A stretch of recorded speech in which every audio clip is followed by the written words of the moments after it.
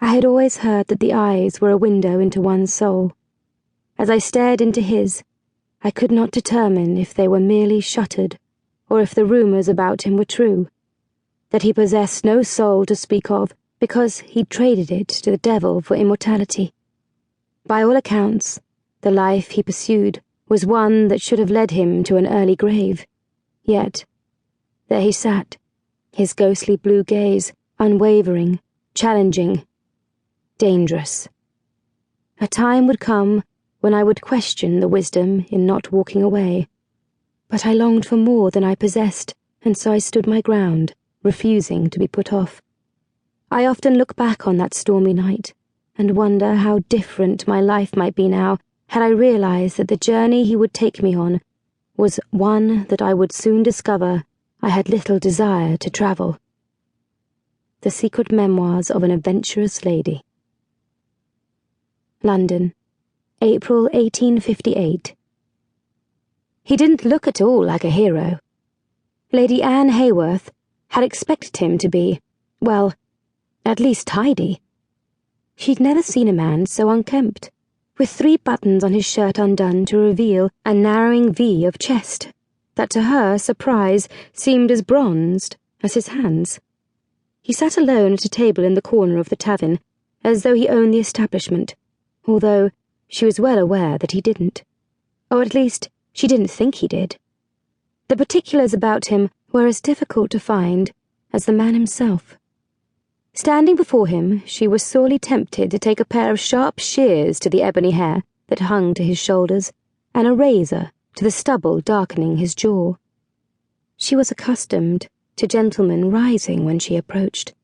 Instead, he continued to slouch in his chair, leisurely trailing one long, thick finger up and down his mug, his gaze fastened on her as though he were imagining what it might be like to stroke that finger along her throat.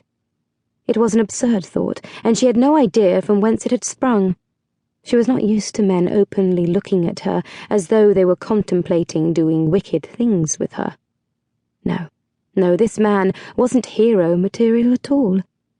Perhaps the gentleman at the door, the one she'd questioned, had directed her to this man as a cruel prank. If so, she would demand he return the sovereign she'd paid him for his assistance. Still, on the off chance, she cleared her throat and said, "I'm searching for Captain Jack Crimson." "Crimson Jack? And you found him?" "I see. Captain Crimson Jack, the adventurer?" One side of his mouth curled up slowly into a mocking smile. "Depends. What sort of adventure are you looking for, Princess?" "I am not a princess. My father is an earl, not a prince or a king. She halted. The particulars of her heritage, of anything at all actually, were none of his concern.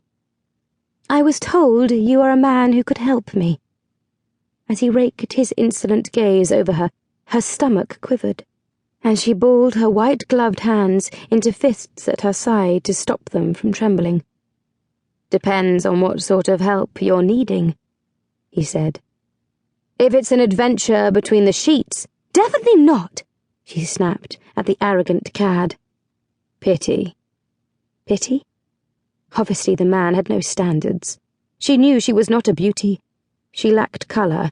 Her hair was a ghastly white, her eyes silver, her nose too small, her lips too plump. She knew she should seek help elsewhere, but he had come so highly recommended. Instead, she heard herself ask, "May I sit?" The chair in front of her wobbled a bit, and she realized that he'd nudged it with his booted foot. Mannerless jackanapes.